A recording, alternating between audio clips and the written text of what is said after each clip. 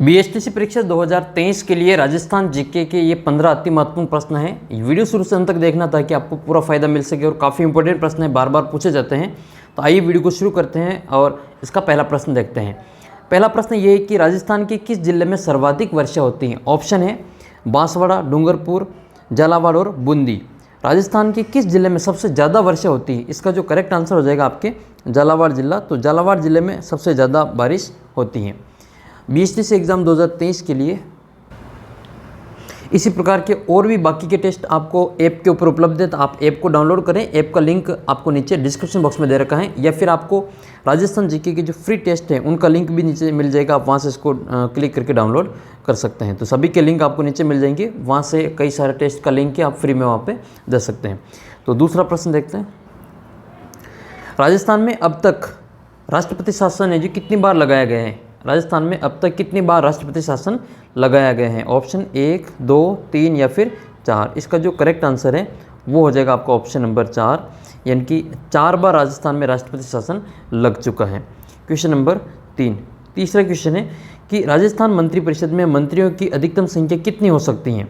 राजस्थान मंत्रिपरिषद में अधिकतम मंत्रियों की संख्या कितनी हो सकती है? तो आप सभी को पता होगा कि जितने भी विधायक होते हैं उनका जितने विधायक होते हैं उनका 15% अधिकतम है जो मंत्री हो सकते हैं। तो अधिकतम जो अपने विधायक हैं वो विधायकों की संख्या 200, और 200 का निकालेंगे हम 15%। तो 200 का 15% निकालेंगे तो 200 × 15 और बट्टे में करेंगे 100। ये 2 0 से 2 0 कट जाएगा, 15 को 2 से गुणा करेंगे तो इनकी संख्या आ जाएगी 30। तो अगर संख्या पूछे, ठीक है, तो आप करेंगे इसमें 30, और प्रतिशत पूछे तो आप करेंगे 15%। प्रतिशत में 15 है और संख्या में पूछे तो 30 हैं। अगला जो क्वेश्चन है, अच्छा इसी प्रकार से आपको कोई से भी दूसरे जो राज्य हैं उनकी विधायकों की संख्या पूछ सकते हैं। अपने राजस्थान में जो विधायक हैं वो विधानसभा सदस्य कितने हैं? 200 हैं, और लोकसभा सदस्य की जो संख्या है वो 25 है, राज्यसभा सदस्य 10 हैं। आपको अपने राजस्थान के जो विधानसभा अध्यक्ष हैं, विधानसभा अध्यक्ष उनका आपको नाम बताना है कि विधानसभा के जो भी वर्तमान में जो अध्यक्ष हैं वो कौन है, और लोकसभा अध्यक्ष और राज्यसभा के जो सभापति हैं ये तीनों ही अपने राजस्थान के ही हैं। राजस्थान विधानसभा के अध्यक्ष तो अपने से ही, लेकिन लोकसभा के अध्यक्ष और राज्यसभा के अध्यक्ष भी राजस्थान से हैं। तो इन दोनों के नाम आपको जो कमेंट करके ज़रूर बताना है, इनका अध्यक्ष और इनका अध्यक्ष। राज्यसभा का जो अध्यक्ष होता है उसको सभापति के रूप में जाना जाता है। अगला प्रश्न है कि राजस्थान का 7वां संभाग कौन सा है? राजस्थान का 7वां संभाग, यानी कि अब तक की जो 7 संभाग है उसमें से नवीनतम, तो अजमेर, कोटा, भरतपुर और बीकानेर। करेक्ट आंसर हो जाएगा आपका भरतपुर। ये राजस्थान का सबसे नया संभाग है। अब तक के जो संभाग हैं 7 संभाग, उनमें सबसे नया संभाग है भरतपुर। और राजस्थान का जो 33वां जिला है उसका नाम आपको कमेंट करके बताना है कि राजस्थान का जो 33वां जिला है वो कौन सा है। अगला प्रश्न ये है कि किस कमेटी की सिफारिश पर प्रतापगढ़ को जिला बनाया गया था? तो प्रतापगढ़ को जिला बनाने के लिए कौन सी कमेटी का गठन किया गया था? रामलुबाया कमेटी, परमेश चंद्र कमेटी या फिर नादुराम मिर्था कमेटी। ठीक है, एक कमेटी को, इसको गलत छप गया, ये कमेटी है। तो इसका जो करेक्ट आंसर आपके हो जाएगा वो है परमेश चंद्र कमेटी। परमेश चंद्र कमेटी की सिफारिश पर ही प्रतापगढ़ को जिला बनाया गया था।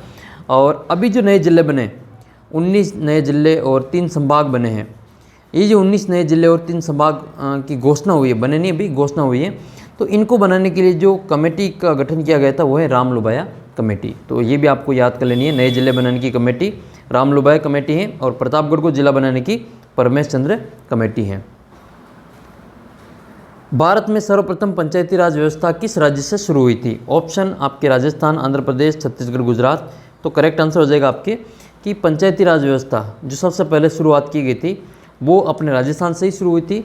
2 अक्टूबर ये 1959 को अपने नागौर का एक गांव है, नागौर जिले का बगदरी गांव। इस बगदरी गांव से उस समय जो पीएम थे वो नेहरू थे, नेहरू पीएम थे, और सीएम जो थे वो सुखाड़िया थे। सुखाड़िया यानी कि मोहनलाल सुखाड़िया उस समय सीएम थे। और ये राजस्थान का, यानी कि राजस्थान पहला राज्य है जहाँ पर जो पंचायती राज व्यवस्था की शुरुआत की गई थी। उसके बाद में फिर दूसरे नंबर पे आता है आंध्र प्रदेश, लेकिन सबसे पहले जो शुरुआत हुई थी वो अपने राजस्थान से ही हुई थी। नेक्स्ट है ग्राम सब पंचायत का जो सरपंच बनने हेतु न्यूनतम आयु कितनी होनी चाहिए। आसान सा क्वेश्चन है लेकिन आपको कन्फ्यूज़न कर सकता है। 25 वर्ष, इसके अलावा 21 वर्ष और 30 वर्ष और 18 वर्ष। देखो इसमें पूछा गया कि ग्राम पंचायत का जो सरपंच बनने की न्यूनतम आयु है वो कितनी है। सरपंच बनने की जो न्यूनतम आयु है, वैसे ये मतदाता की जो आयु है वो तो वोट देने की आयु, वो मतदाता की आयु ये दे रखी है। मतदाता की आयु न्यूनतम कितनी होनी चाहिए, तो 18 साल का होते ही आपका जो वोटर लिस्ट में नाम जुड़ जाता है, आप वोट दे सकते हैं, वो तो मतदाता। लेकिन सरपंच बनने की जो न्यूनतम आयु है वो कितनी है, 21 वर्ष है। तो आपको इसको अच्छे प्रकार से देख लेना है, ठीक है। ये बहुत ही महत्वपूर्ण प्रश्न है। अगला प्रश्न है कि माही कंचन और माही धवल किस फसल की उन्नत किस्म है। तो माही कंचन और माही धवल ये दोनों ही किस्म किसकी है वो बताना है। गेहूँ, सोयाबीन, मक्का। इसका जो करेक्ट आंसर है वो आपके मक्का हो जाएगा। एक और है माही सुगंधा, माही सुगंधा, ठीक है। ये माही सुगंधा बहुत ही इंपॉर्टेंट है। ये किसकी उन्नत किस्म है, ये आपके चावल की उन्नत किस्म है। आपको याद कर लेना है, माही सुगंधा ये चावल की उन्नत किस्म है। एक उन्नत किस्म मैं आपको बताता हूँ, एक तो सोनालिका, सोनालिका, सरबती सोनारा और लोकवान, ठीक है। लोकवान ये कौन सी फसल की उन्नत किस्म है, आप इसका उत्तर कमेंट करके ज़रूर बताना। अगला जो क्वेश्चन ये है कि राजस्थान के किस जिले को अन्न का कटोरा कहा जाता है। तो अन्न का कटोरा किसको कहा जाता है, झालावाड़ को, कोटा को, गंगानगर को या फिर जयपुर को। तो इसका जो करेक्ट आंसर है वो आपके हो जाएगा गंगानगर। गंगानगर को राजस्थान का अन्न का कटोरा, धान का कटोरा कहा जाता है। झालावाड़ को राजस्थान का नागपुर कहा जाता है। ये राजस्थान का क्या है, नागपुर है। कारण क्या है, यहाँ पर संतरा सबसे अधिक उत्पादित होता है। जैसे भारत में सबसे ज़्यादा संतरा उत्पादन नागपुर में होता है, वैसे ही राजस्थान में झालावाड़ में होता है, इसलिए इसको राजस्थान का नागपुर कहा जाता है संतरा उत्पादन के कारण। ये शिक्षा नगरी के रूप में जाना जाता है, कोचिंग हब है ये। और जयपुर राजस्थान की राजधानी पिंक सिटी है। अगला क्वेश्चन आपकी ये है कि जवाहर सागर बांध कहाँ स्थित है, झालावाड़, चित्तौड़ और कोटा बूंदी। इसका जो करेक्ट आंसर हो जाएगा आपके कोटा बूंदी।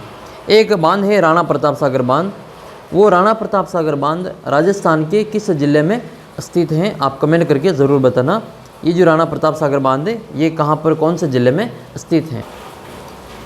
अगला क्वेश्चन है थार पारकर। ये थार पारकर कौन से पशु की उन्नत नस्ल है वो बतानी है। भैंस, गाय, बकरी और भेड़। तो थार पारकर जो नस्ल है वो गाय की उत्तम नस्ल है। ये पश्चिमी राजस्थान में पाई जाती हैं। भैंस की सूरती, मुर्रा, जाफराबादी, ये वाली जो नस्ल है वो भैंस की है। नेक्स्ट क्वेश्चन है राजस्थान का राज्य वृक्ष कौन सा है। तो रोहिड़ा, बरगद, खेजड़ी, सागवान। तो राजस्थान का जो राज्य वृक्ष है वो खेजड़ी है। ये जो रोहिड़ा है, राजस्थान का राज्य वृक्ष पूछे तो खेजड़ी है, लेकिन पुष्प पूछे तो राज्य पुष्प कौन सा हो जाएगा, ये अपना रोहिड़ा हो जाएगा। बरगद हमारा जो राष्ट्रीय वृक्ष है, बरगद राष्ट्रीय वृक्ष हैं। सागवान ये दक्षिण राजस्थान में पाया जाता है, बांसवाड़ा जिले में, बांसवाड़ा, डूंगरपुर बांसवाड़ा जिले में सबसे ज़्यादा सागवान वन पाए जाते हैं। और इसको रेगिस्तान का सागवान भी कहा जाता है, रोहिड़ा को रेगिस्तान का सागवान भी कहा जाता है। जो खेजड़ी है, ये खेजड़ी राजस्थान का राज्य वृक्ष है। इस खेजड़ी के नीचे गोगा जी के थान होते हैं, मंदिर होते हैं। आपको कमेंट करके बताना है कि खेजड़ी वृक्ष की पूजा, खेजड़ी वृक्ष की पूजा किस त्यौहार के दिन की जाती है। इसका उत्तर आप कमेंट करके बताइए। नेक्स्ट क्वेश्चन है राजस्थान का पहला खुला यानी कि ओपन विश्वविद्यालय कहाँ स्थित है, ओपन यूनिवर्सिटी। तो कोटा, जयपुर, जोधपुर और उदयपुर। राजस्थान की जो पहली जो खुला विश्वविद्यालय ओपन यूनिवर्सिटी है वो कोटा में है। वर्धमान महावीर विश्व ओपन यूनिवर्सिटी के नाम से जानी जाती है ये, तो ये आपके कोटा जिले में स्थित है, कोटा में स्थित है।